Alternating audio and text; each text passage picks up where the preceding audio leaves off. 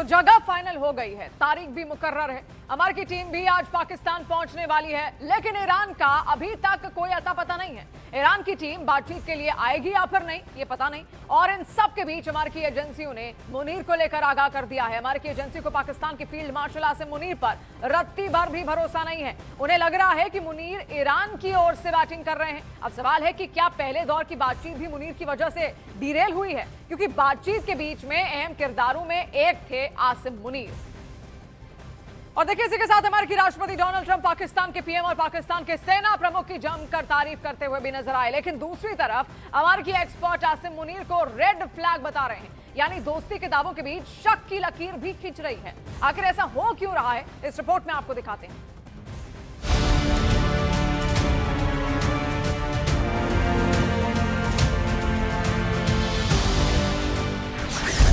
आसिम मुनीर को लेकर अमेरिका में अलर्ट।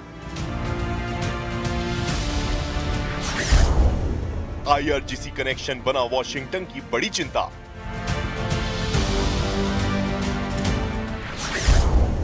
मुनीर की भूमिका पर सवाल और सस्पेंस।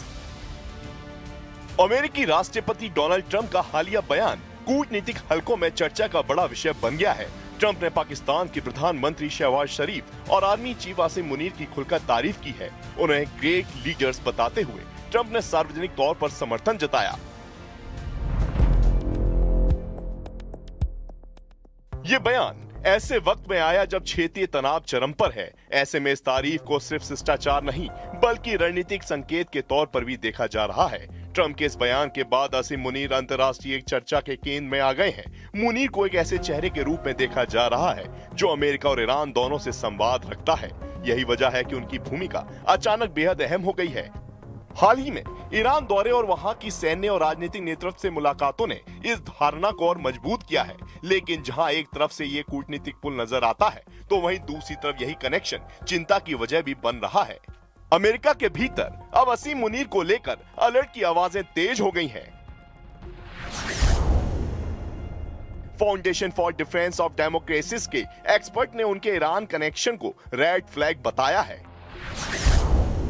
रिपोर्ट्स के मुताबिक उनके संबंध आईआरजीसी के अधिकारियों से रहे हैं, जिनमें Kurd force commander Qasim Soleimani और हुसैन सलामी जैसे नाम शामिल हैं। हालांकि दोनों की 2020 और 2025 में मौत हो चुकी है।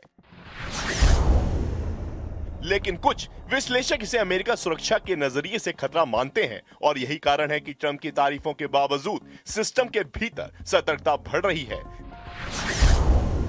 विशेषज्ञों का कहना है कि इतिहास भी इस चिंता को बढ़ाता है। अफगानिस्तान युद्ध के दौरान पाकिस्तान की भूमिका को लेकर अमेरिका में पहले ही सवाल उठते रहे हैं। ऐसे में आसिम मुनीर जैसे प्रभावशाली सैन्य चेहरे पर पूरी तरह भरोसा करना आसान नहीं माना जा रहा। कुछ विश्लेषकों का मानना है कि मुनीर की यही कूटनीतिक पहुंच उन्हें एक अहम बिचौलिया भी बना सकती है। यानी तस्वीर दो हिस्सों में बटी है, एक तरफ भरोसा तो दूसरी तरफ गहरा संदेह। अब सवाल यही है कि क्या ट्रंप की तारीफ रणनीतिक मजबूरी है या सोची समझी चाल। आसिम मुनीर इस वक्त उस मोड़ पर खड़े हैं जहां एक कदम क्षेत्रीय संतुलन बदल सकता है। अगर उनका रोल सकारात्मक रहा तो तनाव कम हो सकता है, लेकिन अगर समीकरण बिगड़े तो यही कनेक्शन बड़ा खतरा बन सकता है। दुनिया की नजरें अब इसी पर टिकी हैं कि क्या ये नई दोस्ती स्थिरता लाएगी या फिर एक नए संकट को जन्म देगी। तो चलिए अब इस खबर को और विस्तार से यहां पर समझते हैं, जहां पर फॉक्स न्यूज के मुताबिक ट्रंप आसिम मुनीर का असली चेहरा पहचान चुके हैं।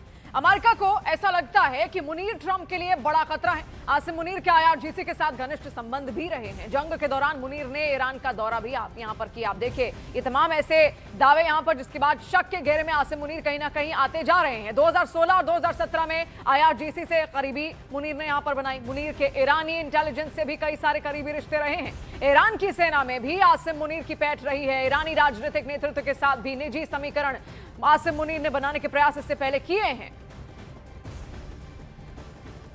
और इसी के साथ अमेरिका से दूसरे दौर की बातचीत को ईरान ने अफवाह तक बता दिया है। इस्लामिक रिपब्लिक न्यूज एजेंसी का बहुत बड़ा दावा है, जहां पर इस्लामाबाद में दूसरे दौर की बातचीत की खबर झूठी है, ये ईरान कह रहा है।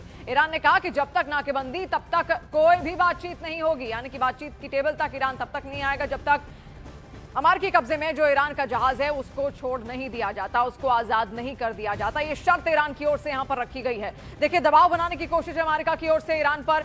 जहाज को कब्जे में लेने के बाद वो चाहता है किसी भी तरीके से ईरान अब बातचीत की टेबल तक आए, लेकिन ईरान भी अब अमेरिका पर दबाव बनाने का प्रयास कर रहा है।